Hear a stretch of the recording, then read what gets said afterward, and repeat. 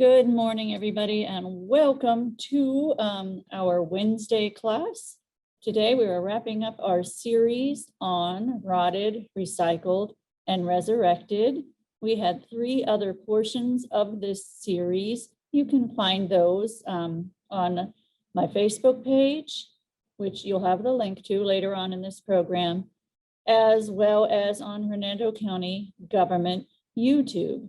And what I'm doing today is I'm kind of slightly covering what we went over in the other 3 classes, but mostly telling you what does this mean to you in your yard and what can you do about it. That's why we're naming it, bringing it all back home. What did we learn? How can we apply it in our own landscapes about rotted, recycled, and resurrected? Let's see if I can move this. I am Lilly Browning. I work for Hernando County Utilities for the Water Department here in Hernando County, Florida. Possibly at some point, Dr. Lester is going to be joining us. I'm not sure where he is at this moment, but he'll be around if we have questions for him. Here are the 9 principles of Florida-friendly landscaping. And I'm kind of going to cover how each of the things that we spoke about in the past 5 weeks, really, because we took last week off so I could move back to the office here, how they relate to the principles of Florida-friendly landscaping. So let's jump right in. The first class that we had was with our veteran master gardener, Bernie Bathauer. He gave us a class on digging into soil science. You can find that class on Hernando County Government YouTube, as well as the videos are on my Facebook page. But when we're talking about soil in Florida, now don't laugh because we do have soil. Sand is a soil, and we're going to talk about that. But the principles that apply to soil science are, of course, right plant, right place, the #1 principle. Watering efficiently, fertilizing appropriately, mulching plays a big part in being a good benefit to our soils. Soils are constantly recycling, and of course, soil helps reduce stormwater runoff. So let's get into that a little more. Here's something I hear a lot of master gardeners hear this a lot. People move down here, and after a certain amount of time, this is what they like to say: nothing grows in Florida. Well, when Ponce de Leon got here, he did name it the land of flowers. That's what Florida means. And as Bernie told us in our first digging into soil science class, it's not the same state as it was when he got here in 15, whatever it was. That is true. With the advent of human interaction over the years, a lot of things have changed. But look out your window. I mean, things grow in Florida. I think what you mean when you say that is the things I think I want to grow, I don't have any luck with. The things I could grow great up north don't grow here. But it doesn't mean nothing grows in Florida. Here's just a very few, 6 photos that I personally took of things growing wild in Florida. And there's many, many more. So things do grow in Florida, obviously, and we're going to learn how to encourage them from the ground up, really. Soil is very, very important to our hydrologic cycle. It's important to our water quality here in Florida as well. Everything, on the earth works together. So what's the dirt on our dirt? You're going to say it's soil. It's not dirt. Apparently dirt, the definition is, something that makes you dirty. Soil is not specifically dirt. Soil is soil. I call it dirt. That's fine. We have different types of soil here in Central Florida. I'm concentrating on Central Florida because that's where we are located. You might have slightly different type of sand-based soil in North Florida. South Florida, like around where the Everglades once were everything, and it has now been drained, a great deal of it. So you have that wonderful muck soil that was once part of the Everglades. So you've got a really good thing going on down there. And further south, then you're on coral rock. So it's very, very difficult for you to grow things. But what do we have here in Central Florida? We've got a mixture, you know, of sand, silt, and clay. Mostly sand. We only small amounts of and it depends on where you are, more internal in the state, even the difference between Spring Hill, Hernando Beach, and Brooksville, Ridge Manor. Brooksville itself is more of an oak hammock. They have a richer type of sandy soil just because of all of the oak hammock and all of the you know, the things that have broken down over the years make a little bit of a richer soil. So, but soil particle size, why is this important? Clay, you can see, is very, very small, 0.002 millimeters, or whatever that is. I don't think it's millimeters. It's millions something of diameter. Silt, little bit bigger. Sand is quite a bit bigger. And here's a picture of 40 magnification of sand right here on the right. Looks like glass, doesn't it? Looks like glass particles. Kind of weird how that works. What is sand? What is glass made out of? But it also shows you how big the particles are and how much airspace there is in there, how many holes there are. So if you're wondering why up north when it rains, you have a puddle for 2 weeks, and here when it rains, you have a puddle for 20 minutes, this will show you right here. I mean, it's very porous. There's a lot of airspace, and it allows the water to drain through very quickly. That's a good thing for water purposes. Unfortunately, it also allows pollutants to filter through as well, and that is something we need to be careful for. So there are actually, of the 12 orders of soil, there are 7 of them in Florida, but probably 95% of Florida is this Mica fine sand. Maybe North Florida, they might have more of what's called Ocala sand. But we're going to talk about the Mica sand because that's mainly what we have here. So if you dug down in your own yard, you're going to see 3 horizons. The dark gray is our version of topsoil. That's where all the nutrients that are there are going to be in those first several inches. Can be 4 to 10 inches. Probably not 10 inches, you know, the closer to the coast that you get. But that's the first layer, what we would call the topsoil, the dark gray. After that, you get more of a light gray type sand. And then further on down, it's pretty orange.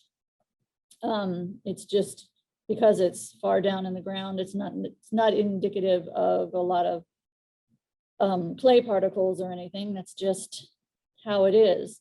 Now, what happens most of the time when we move in onto a property, a house has been built there, unless you are out in the woods and perhaps you moved a mobile home there and it was already nice and flat and there was very minimal fill dirt put there, then you might have something similar to at least what has been the natural soil, at least for the past 50, 70 or so years, depending on what occurred in your area.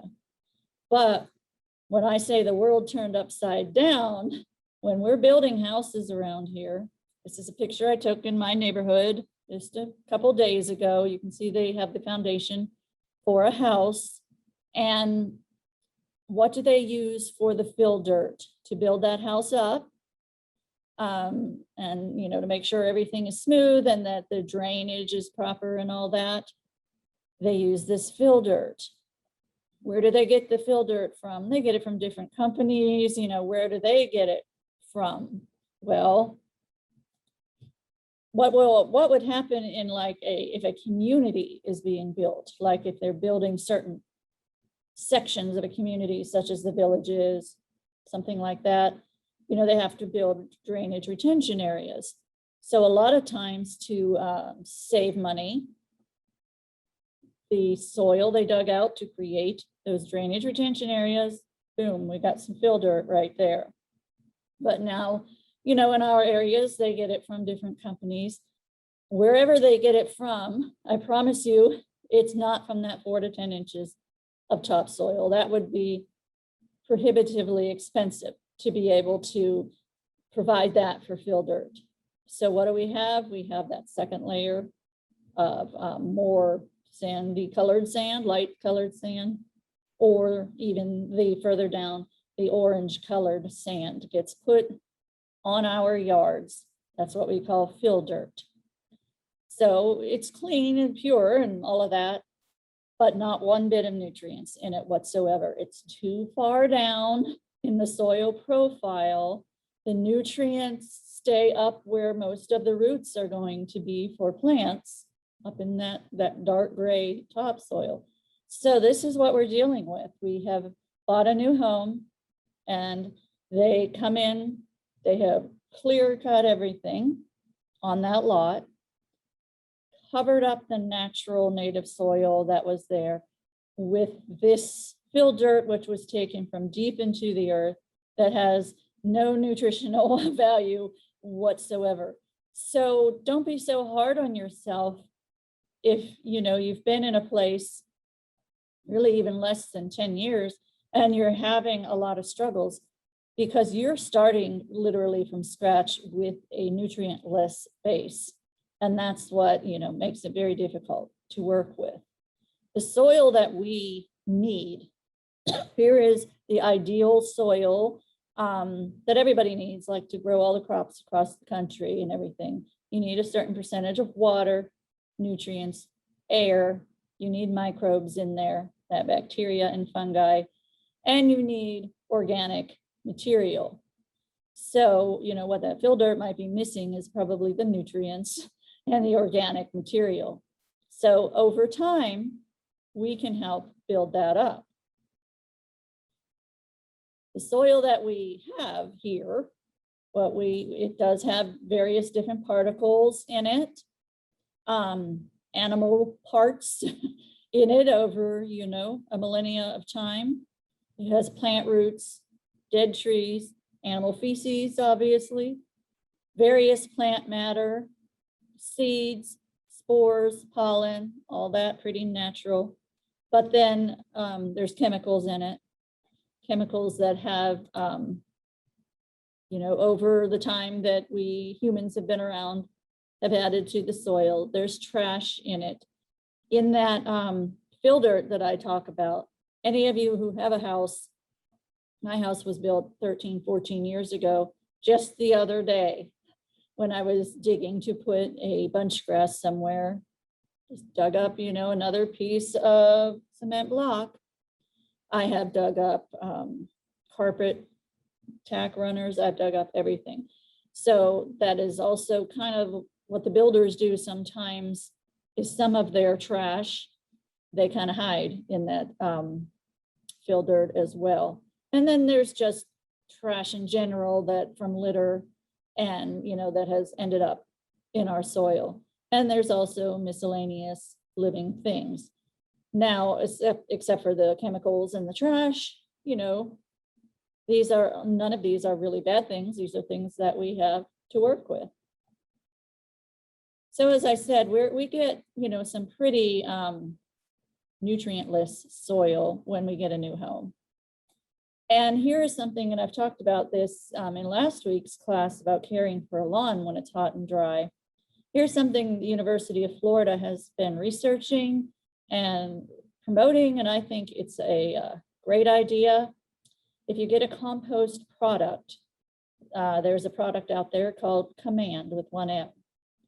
And before you put down that new sod on that fill dirt, if you put a layer of this compost, which is, it happens to be a mixture of compostable natural materials, as well as sludge, things like that, kind of like Milorganite.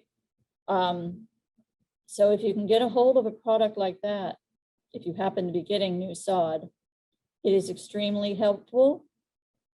It doesn't really add nutrients to the soil.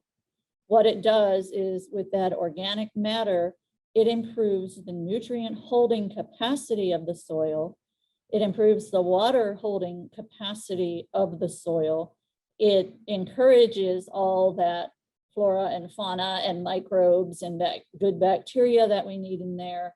So it just creates a much more livable situation, you know, for your sod to start to grow in.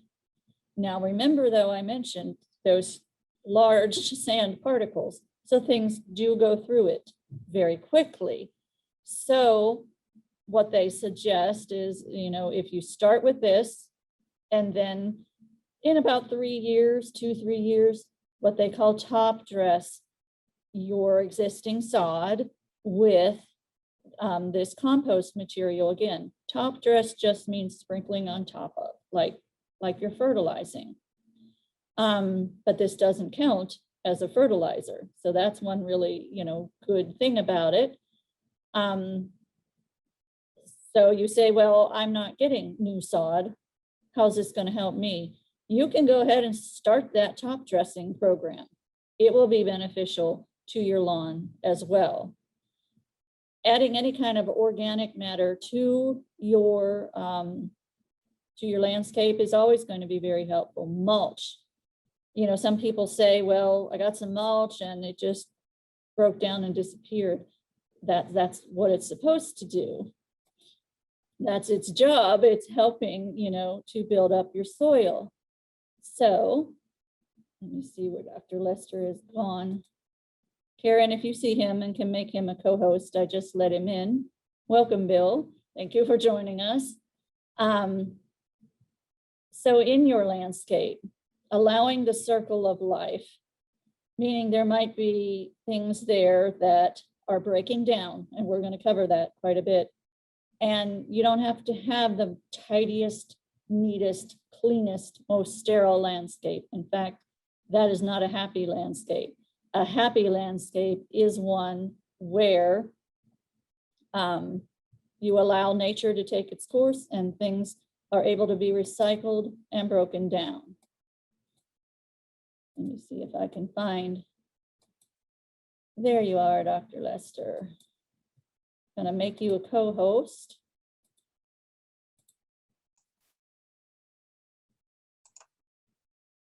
There you are, Bill. Yes, ma'am, I'm here. Okay, thank you. Thank you for joining us. All right. I will address you from time to time. This is a good time that you came in. Perfect timing here. Because, now see, now I've lost myself. There I am. Okay, and there you are. All right. We're talking about organic matter in the landscape and adding it, and compost materials for the lawn and adding mulch and all that. And we had a discussion of how nutrient less a lot of fill dirt is because it comes from so far down in the soil profile. So why don't you tell us, since you have joined us, how to go about getting a soil test? Sure. All you have to do is contact our office, and we do not do the soil testing here at our office. It all gets sent off to the soil testing lab in Gainesville at the University of Florida. But if you either contact us or stop by the office, we can give you the form to fill out. We can give you a little paper bag to put your soil sample in. You just take a sample of your soil and mail it off to the appropriate lab in Gainesville, and they test it for the levels of phosphorus, potassium, magnesium, and a couple of other things, and the pH. So it gives you a good base idea of what your soil may have in it or does not have in it. And that's kind of what you base your fertilizing program on. and they'll give you a nitrogen recommendation. Based on the other nutrients that are in there. They can't test for nitrogen because it travels through your soil so fast. By the time they got your answer, it could be different. So Sure, it changes chemical forms so quickly in the landscape. And they will ask you in the form, you tell them what you're trying to grow, whether it's Bahia grass or St. Augustine grass or trees or a vegetable garden. And they base the nitrogen recommendation on that. And also pH recommendations. correct. What they do not test for are contaminants. This is a nutrient testing facility. If you are worried about contaminants, you'll have to go to a private lab for that. Now, how much? Yes, and that could be very, very, very expensive. How much do these soil tests cost? About $7 a bag, or is it up to 10? It's $10 per test, per sample. Okay. But that little bag can do your whole lawn, basically. You do Sure, for a normal composite. homeowner, you just need one test for your property. If Mhm. you had a hay field or pasture and you had 10 acres, you'd have to take several tests. Okay. Well, see, we just finished up with with talking about soil. So we're going to talk about fungus because Dr. Lester, the second in the series was There's a Fungus Among Us. So how does the fungus, algae, bacteria, all of that in our yard relate to Florida-friendly landscaping? Well, these principles cover it. Recycle, mulch, believe it or not, again, and attracting wildlife. Interesting, but it will, and we'll find out how it does that. So let's talk about the funny looking fungus in our yards. I'm trying to move this out of the way so I can see. Here's just a few of common mushrooms that we might find in our yard. And one of these is not like the others, and that one of these is a problem more than the others are. Now you may see what is commonly called a fairy ring, and that is not really specified to one type of mushroom. Different types of mushrooms can create this, what we call fairy ring. It literally makes a ring around our yard if it's big enough, along with this dark green circle basically there. It is fairly harmless, but what it is an indicator that that's a pretty wet area. So, you know, if you have problems with these type of mushrooms, it could be in a low area that attracts natural rainwater. But if it's just, this is happening in your lawn, you might want to look at your irrigation practices. I think they're pretty cool when they choose a fairy, when they make a fairy ring like that. I do see it in my neighbor's yards, along with his dollar weed, which are both indicators of, you know, there's a lot of moisture going on in that yard. Now, this second type of mushroom tends to be very offensive to people. I know Bill gets calls about it. It's one of the types that will typically grow out of your mulch. Now, remember I said, you know, mulch's job, aside from holding in moisture and just looking nice in your yard, is to break down. Eventually it's going to break down and, you know, help build up a better soil. In the decomposition process, sometimes these mushrooms will, you know, be part of that process. What we're seeing above ground is the fruiting bodies of, you know, what's going on underground.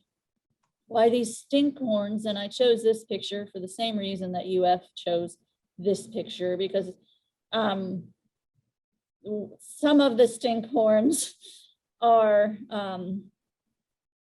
you know, offensive looking to some folks. Also, they are offensive smelling, hence their name, stinkhorn. They also have been called dead man's fingers. So, because when they, you know, the ones that stand more upright, but they all have this horrible, horrible smell of death. But that's all part of the decomposition process. So it's might be unpleasant if this is at your front door. So you may want to consider, you know, how much mulch you put down there, what other, you know, you might have to clean it out a little bit. But if it's further away and not attacking your nose, you know, in a different part of your yard, it's all just part of nature, part of the breaking down process. Whatever type of mushrooms might happen to come out of your mulch, it doesn't necessarily mean your plants are being attacked. It's all part of the process to break it all down and enrich our soil. Now, these other mushrooms, if they're coming out of a plant or the bottom of a tree called armillaria, I'll let Dr. Lester talk about that since he's the plant pathologist. Sure, most of the fungi that make mushrooms in your yard and pop up are not a big problem. I mean, obviously, you don't want to pick them and eat them. You don't want your pets or children to be picking them and eating them. Many of them can be poisonous, but as far as damaging plants in your garden or anything else, they're really not. Most of them are growing on decaying organic matter that's underneath the soil. And even if you have a newer home, there's a lot of construction trash buried in your front yard. Happens all the time. Yeah, we discussed that before you got here. Yes. Sure. So 2x4s or wood, or maybe a tree stump that was pulled up and now it's buried. You have the fungi growing on that. And on occasion, a lot of times after a lot of rain, but it's also seasonal, it depends on the weather, the fungi will decide to reproduce and they make mushrooms, and the mushrooms release the spores, and that's the whole circle of life. But one of these, armillaria, is also a fungus that can attack trees. There's one species or variety or type that attacks palm trees, other ones that attack every other kind of tree out there, but they're only going to attack sick or stressed or dying trees. So if trees in your landscape are otherwise healthy, you generally don't have to worry about armillaria, but it can be a pest fungus. But if this is happening and you have a very large yard and it's in the back, you know, let that cycle of life occur. If you don't, you know, you might have to remove the tree so it doesn't fall on your house. But if you have a very large area, sometimes we want to let these things occur as they would in nature in the forest. And if you ever have a tree that's been attacked by armillaria, what happens is it'll get like a shelf fungus or what looks like half of a mushroom growing out the side trunk of the tree. And that is a very, very, very bad sign. That tree is a goner, and you need to have it taken down if it's close to your house or driveway or where people go, but basically it's a goner. And it's just part of the initial recycling process for dead trees. Mm-hmm. So our fungal friends that Bill talked about, I mean, there are parasites out there and that are a problem, but these saprophytes are basically just, you know, our friends that feed on dying material. And they rarely are damaging to turf grass, but like I said, again, this is one of the fairy ring mushrooms I have at the bottom here. Now that you see it that way, you're probably very familiar with it. They do pop up everywhere, but it could be an indicator that things are too wet. And as Bill mentioned, don't eat them. Don't let your dog eat them. As Bill mentioned in his in the program for this, the only mushrooms he eats are, you know, wrapped up on the shelf in the grocery store. But, you know, we're not brave enough to sample wild mushrooms. They could almost look identical, what is very poisonous and what is edible. We'll let that be, you know, go to other people to make those decisions. So if you have these white mushrooms popping up and it's an area where your dogs will be or something like that, just kick them, you know, away from that area into another area. My husband sometimes practices his golf swing with them, you know, to get them out of the dog area. They're not going to hurt the soil. They're part of nature working with soil, but you might want to get them out so nobody becomes poisoned by them. Now there's also, and I just lost the name, mycorrhizal fungi.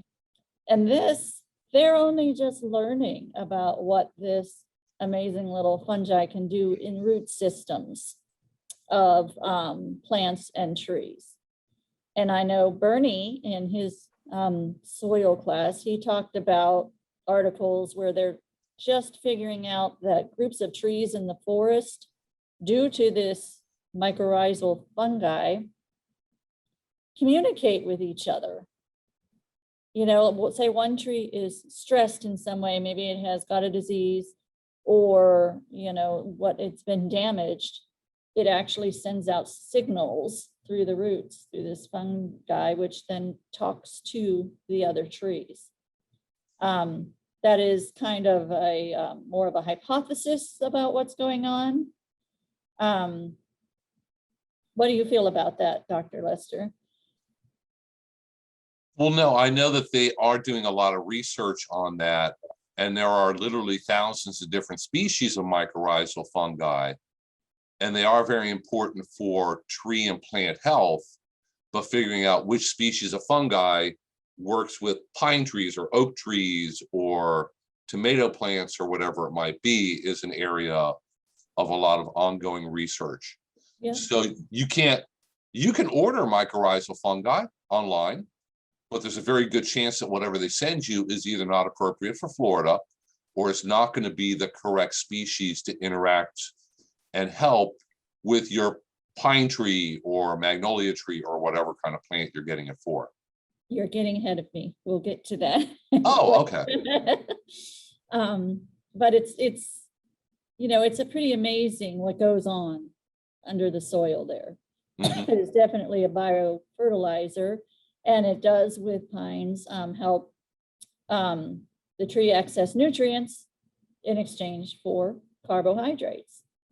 So it's really pretty cool what goes down there, goes on down there. So Lycan, I know that Dr. Lester, from time to time, people will bring in something's wrong with my crepe myrtle. Something's wrong with this tree, that tree. This is only one type of lichen, this pink lichen here on an oak tree in the forest. Just like moss, you'll usually find it on the north side, not always, so don't, if you get lost in the woods, don't rely on me for that. But lichen is, it's really cool. It's an organism all unto itself, completely harmless, not a parasite. It's the combination of an algae and a fungus and a yeast. And there's metal lichen that actually grows on metal. So it is not by any means hurting the trees. More of it can grow on a tree that's in decline. You know, so sometimes people may think, oh, that is attacking my tree. No, it's not. And this pink lichen is great because it's an indicator of good air quality. The pink lichen won't grow where there is a lot of pollution.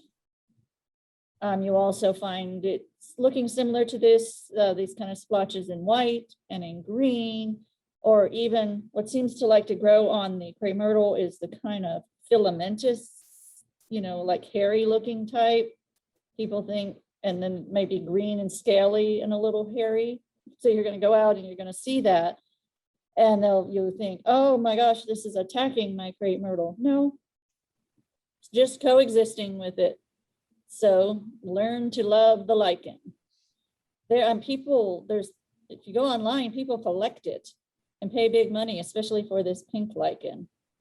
I'm not exactly sure why. I haven't studied why. I don't know if they feel it has medicinal value or whatever, but I would certainly, of course, leave it in nature where it belongs. And there's bacteria, of course, in our soil. It's all part of the soil food web. That is when we teach compost classes, that's what does the job of creating compost, is all this good bacteria, all this heat-loving bacteria, anaerobic, right? We want anaerobic bacteria, right, Dr. Lester, for compost? Sure, you want Anaerobic. the aerobic bacteria. Aerobic. Anaerobic is in your septic system. That's Exactly. smells. Okay, you want aerobic for your compost, and that's what it does its job. And here in Florida, they never go to sleep. Soil does not. We don't have permafrost. It doesn't freeze out. So that is why things break down so much quicker, because it's so warm here, and these bacteria don't take a break. They don't go over to Disney World. They don't go to the mountains for a while. They're just always eating and doing their jobs.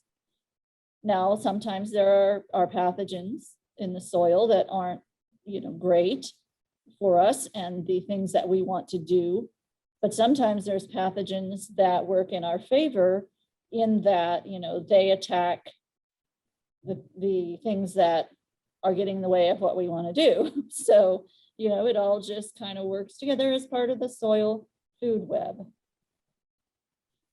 Okay, now we're already up to talking about the beetles.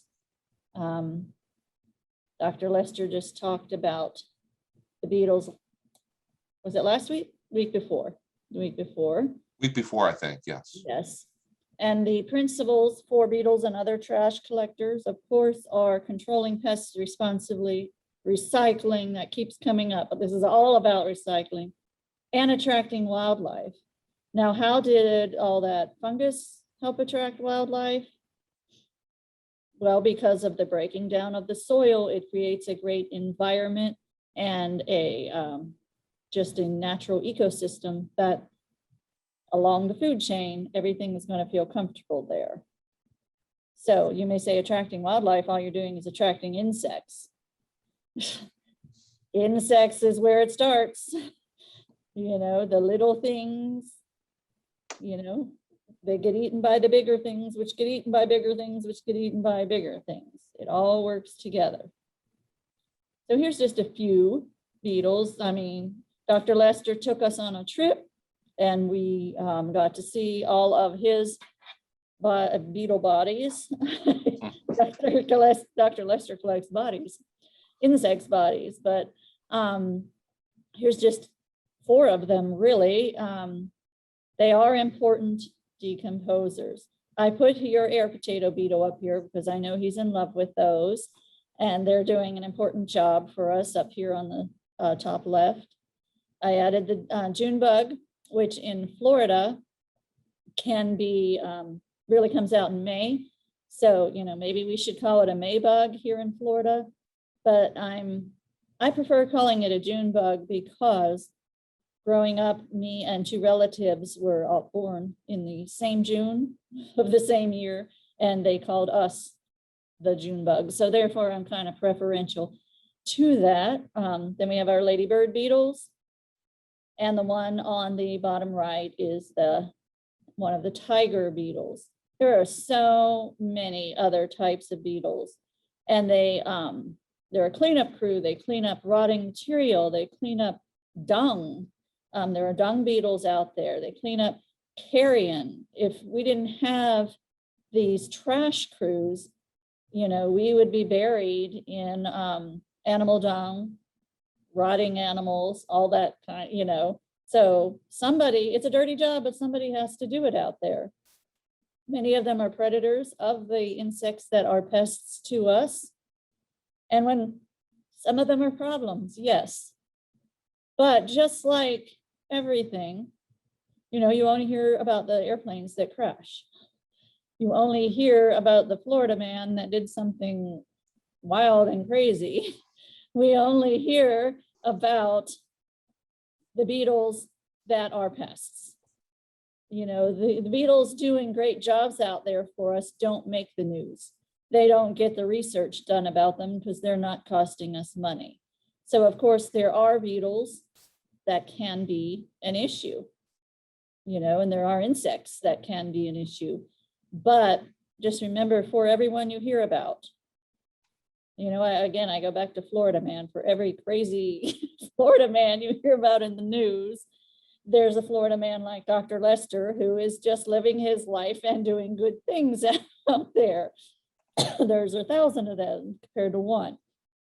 Insects are the same way. We only hear about the ones that cause trouble, but most of them are working in our favor and doing good things for us.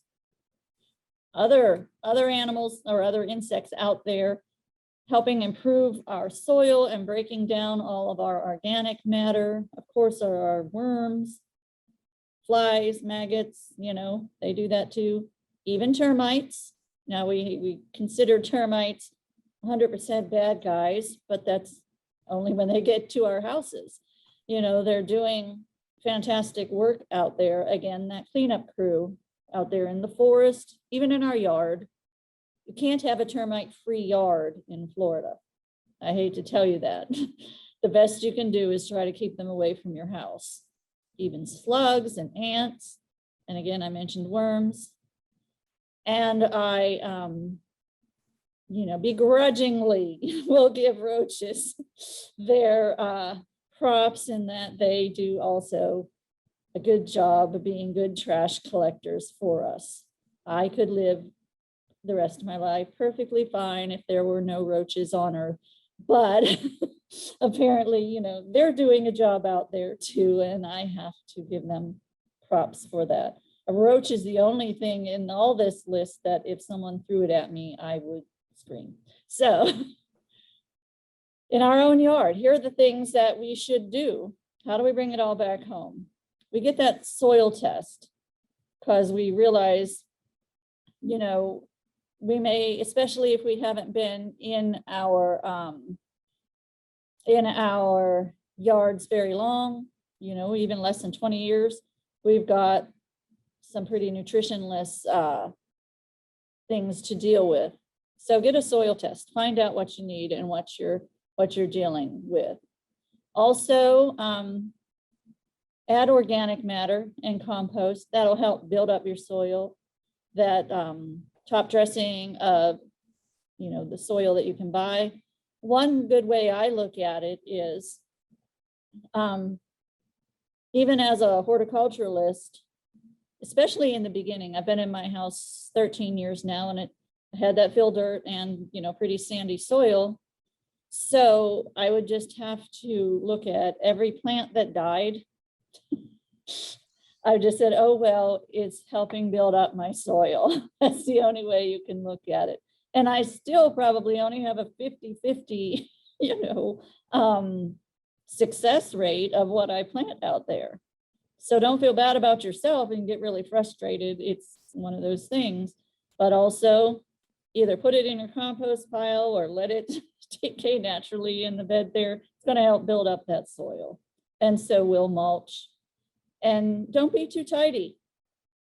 Let those leaves fall, if you can. Brush piles, if you're allowed to have them, are just a great way to let things break down, but also all sorts of critters are going to live in there.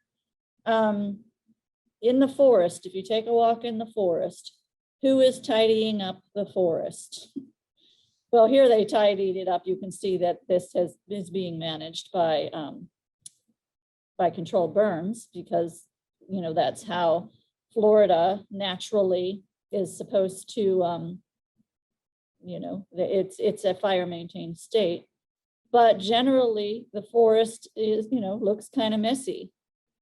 So I'm not saying your yard should be 100% messy, but we don't have to be quite as tidy as we are, and we'll have a healthier system if we let things be. If you have a yard big enough, you have a dead tree, we call that a snag, and it is safe to leave it there, go ahead and leave it there. Now, many of us don't, and you have to take safety into consideration. You don't want this falling on anything. If you have the opportunity, all sorts of insects and lizards and birds, woodpeckers will go after the insect. So much life can be occurring on this dying tree. And again, leave leaves alone. There's more of a campaign for that up north where, they have the fall leaves. They are trying to convince people to at least leave some portions of their yards alone. Don't break up the leaves. One thing is because so many different caterpillars hibernate under them. And, the leaves are good to break down. Also, let the mushrooms do their job in your mulch if it's not too offensively close and they're not smelling too bad. Things you don't do. Don't worry about lichen. Said don't be concerned about decomposing material in your mulch bed. And if it's at all possible, don't add any chemicals to your yard. Try to let things be as natural as possible. Other things regarding beetles. Do learn about good bugs and bad bugs.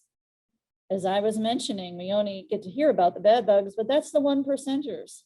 Literally 1% of insects across the world are pests. The other 99% are either beneficial, they're working for us, they're aerating our soil, they're eating those pests, they're doing all kind of good stuff, or they're benign, not really doing anything, but you know what a lot of them are doing? See this pretty little lady sitting on this fence post there, providing a food source. We want the pretty things coming. Now, cardinals do eat a lot of seeds and stuff. They're not necessarily all that. They like some insects, but in general, birds eat insects, birds eat little frogs. You've got to, tolerate those things in your yard if you want the rest of nature to be there. You're not going to invite company over and not feed them. So putting down all the poisons everywhere to kill all their food source is very counterproductive. Don't use pesticides without knowing what you are treating. I just heard a story that somebody saw a cluster of insects on a building at night. They didn't know what it was, but they went and grabbed a can of Raid and just, did away with them. Turns out they were a, harmless tree cattle, we call them. Also bark lice is the other not nice name. But they're eating algae off the tree. Why they were on the building, I don't know. But, we don't have to freak out because we see insects. Most of them are not causing us any harm. So if there may be some insects you have to treat, I always use the example of fire ants, but spot treat exactly where they are. Don't broadcast treat your entire yard for insects that may or may not be there, and you're going to kill off, your friends. There's going to be a lot of friendly fire just trying to get your enemies, and that is a very counterproductive way of reacting. So here, Dr. Lester, what you kind of alluded to earlier, should I special order microbes, bacteria, beetles, etc., to give my yard a boost? How do you feel about that? That all depends. There are many beneficial organisms, beneficial insects, fungi, even viruses that are available out there that you could purchase. But for homeowners, generally, it's not a really good idea. Most of those things are more for commercial greenhouse growers because you are in a confined environment. I know a lot of people will order or buy ladybugs to release in their yard. It's usually, they don't raise them in Florida. So it's going to be a species that's not native to Florida. And when you release them, they tend to fly away. So they all fly to somebody else's yard and not stay in your yard. So it doesn't really accomplish a whole lot.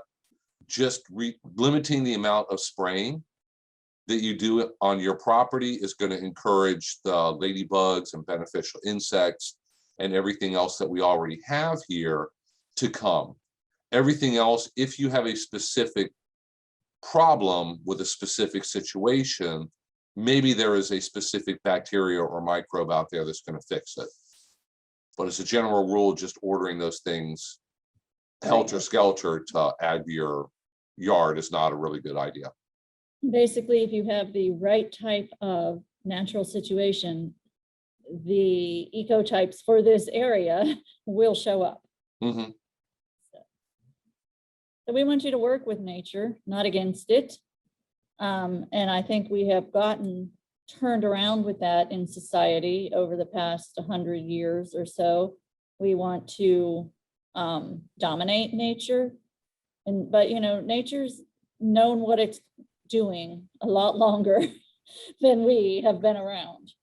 So, nature recycles. Let that recycling process occur. The more native plants you plant, the more successful you're going to be in attracting wildlife, in attracting, all of these processes together. I'm not telling you, because some people, they get maybe overburdened by the thought of planting natives, because for some reason they think I must have 100% native yard. If you do, that's fantastic. But if every one of us went out this year and put in 3 native plants in our yard, what great things that would do for our community and for the environment. Reducing the lawn always helps with, doing away with reducing our maintenance, reducing the chemical inputs, reducing the water, and, having it more like what would naturally be there. There's no natural meadows in Florida. We're creating all these little meadows ourselves. So kind of putting it back to a little bit like it was created will help. Tolerate those insects. Like I said, our bird friends, our lizard friends want to eat them. The birds want to eat the lizard. It just goes on and on and on. And tolerate some messiness. I know that's hard for some people, but that's the way of nature, and embrace the circle of life. And by that, I mean, accept that sometimes things ending their life brings new life, to other things. It's all the circle of life. Even trying to attract more butterflies. People get very upset. They plant this milkweed, the caterpillars ate the milkweed all up, and then they have this unnatural amount of caterpillars and they're panicking, trying to get more milkweed. They also panic if something comes along and eats some of those caterpillars. And yes, we want to help the monarchs survive, but we also want to do it in a more natural kind of way. And I hate to say it, but that's the acceptance that some things were born to be wonderful nutrients for other things. And, that's their destiny in life, and it all helps, just the whole circle of life keep going. Here are some resources that I used, and you can look further into these things that we talked about. If you would like a PDF copy of this particular class, so you have all this in writing, then email me here at LillyB@hernandocounty.us, and I will be glad to send you a PDF copy of this. Down below, if you have questions for Dr. Lester, here is his email, wlester@ufl.edu. Is a much more friendly, shorter email there. Here are some upcoming classes that we've got. Next week, it's going to be really exciting. Friend of mine, Alice. I disappeared. Where did I go? There you go. You're back. Okay. A friend of mine, Alice Herndon, is going to be talking to us about gardening for gopher tortoises. I just looked over her PowerPoint. It's really cool. It's going to be a lot of fun. Talks about the types of plants that they like to eat, to have in your yard, and also just, cultural things we should do to make them feel welcome in our yard. I have an outdoor in-person Just Rain Barrel class coming up May 26th. If you want to know about how to join that, how much the rain barrels cost, all of that, email me again, Lilly, LILLYB @hernandocounty.us. Starting in June, we're going to start our water conservation series. So I'm going to talk about feeling hot, hot, hot. how to deal with your landscape when it's so hot and dry. Then Dr. Lester is having a guest come and talk about growing vegetables and saving water with micro irrigation. Then around June 16th, I jump from hot and dry to rain harvesting because it's going to start raining then. I ordered it. We're going to have our afternoon rains by then. So we're going to talk about how we can make the most of our summer rains. We are going to have a virtual compost and rain barrel workshop with pickup the following day here at my office. If you're interested in learning about that, again, email me. And at the end of June, Dr. Lester tells me we have a whole lot of likes on this reading weeds. I just want to point out, if you hit like for that, there is an S. We're going to be talking about landscape weeds. So, you know, I'm kind of concerned with the amount of people that have hit like with that. So it's about landscape weeds. That's what that class is about. You can always find out more from my Facebook page, from Dr. Lester or the Extension Office's Facebook page. And if you go to Hernando County Government YouTube, I have some classes there. Dr. Lester has a bunch of classes there. Everything that we have done, excuse me, really in the past 9 months or so, should be on there, and you can learn lots of great things. Karen Mojica has joined us. I don't know if her system is cooperating, but I didn't know she wanted to be able to hop on and say something about mosquito control. Let's see if this works. There you are. I can try. It's working. It was a great class. Thanks. Enjoyed watching you guys. Just a reminder, we're heading into rainy season. We're getting those trucks have been going out. Unfortunately, we're getting some mosquitoes from the rains we had last, I guess it was almost 2 weeks ago now. So if you're having any mosquito problems, just give our office a call. We'll send our guys out. They will come out and identify where they're coming from. We don't just send the truck. So be certain to give us a call so that we can come out there and find out where they're coming from and correct the source. Can you give us your number? Yes, I will also put it in the chat. It's 352-540-6552. You can always also go on our Facebook page or our county website page and put your service request in yourself if you'd like to after hours. If not, give us a call. I'll be more than happy to do that for you. The mosquitoes are quick to start breeding. This is their time of year, so they're coming. All right. So we can be here of assistance. Just give us a call.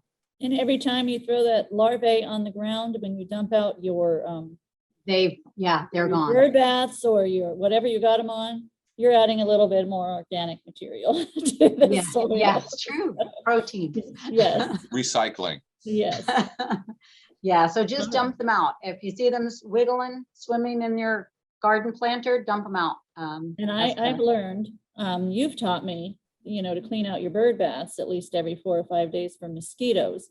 But I learned something else from Pinellas County Extension that, I hadn't really thought about it. Birds are not the cleanest creatures in the world. So they suggested in a class I listened to cleaning out that bird bath every day. Wow. So I have a plastic one, so it's pretty easy to dump over. And I just planted some new plants near there, so they get watered like that every day. But not only just for mosquitoes, but also because of the,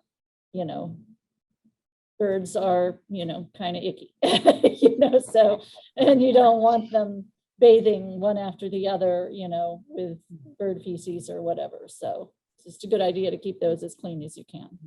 And watch those bromeliads. They're Yes. big water collectors and great hiding spots for those mosquitoes to lay their eggs. Mhm. Okay, well, do either of you see anything in the chat? Yes, Lily, we have a question from Brooke. Okay. And she asks, are workshops for Hernando County residents only? If she means the rain barrel or the compost workshops. Compost bins are for Hernando County residents only. Rain barrels are not, but you want to be fairly close to Hernando County. It doesn't make sense to drive from Duval County or Miami-Dade County to come up here for a rain barrel. I'm sure you can secure one closer to home. But if you're in Pasco, Citrus, Sumter, you're welcome to join us. The best thing to do would be to email me again to get all of the details. If you are not near here, you don't want a compost bin or a rain barrel per se, again, email me. I will send you links to watch videos Bill and I have done.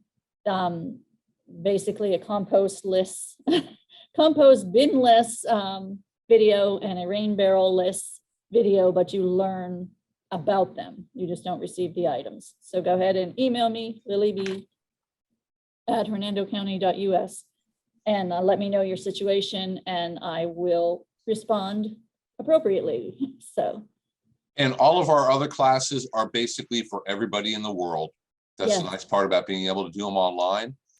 If you live far away from Hernando County, keep in mind most of the recommendations as far as timing and everything else we give are for Hernando. So if you live in Jacksonville or Miami, mention that in your question. That way we can give you a better answer, basically. And Brooke said, I love your and Williams talk so much. Your extension office is the best in Florida. Don't tell my county. So. Now we got to find out what county. Yeah, well, we love hearing that. So thank you. Now, all of extension, like I've just mentioned, Pinellas, I'm learning so much from them.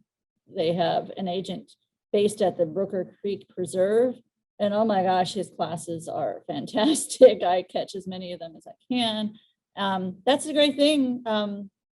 Maybe that this current crisis has taught us is how to reach out virtually and reach a whole bigger audience. And it just broadens all of our educational opportunities. And I have a lot of guest teachers. The one class coming up on micro irrigation and vegetable gardens is taught by Ann, who's extension agent in Polk County. She's an expert on that topic. In a couple of weeks, I have a class on growing calabaza, which is a Central American kind of tropical squash. And the speaker is going to be Dr. Maru, who is the University of Florida researcher on that crop. So he knows more about it than I do. So the nice thing about working with extension, and now that we're able to do everything online, is we can have all those guests. They don't have to drive all the way here to Hernando County to do it. Okay, well, is that everything? I can't see the chat. I'm glad you can. I don't know where it went. So, Yes, I can see it. I'm not sure why you can't, but I can. So that's okay. and that's everything there? Yes, ma'am. Kat says, thanks for another informative class. But other than that, that's it. Okay, we will see you next week for that really fun Gopher Tortoise class. That's really going to be going well. All right, well, thank you, everybody. And we will see you next week. Tomorrow is our virtual plant clinic as well. So catch Dr. Lester and I for that at 10 o'clock.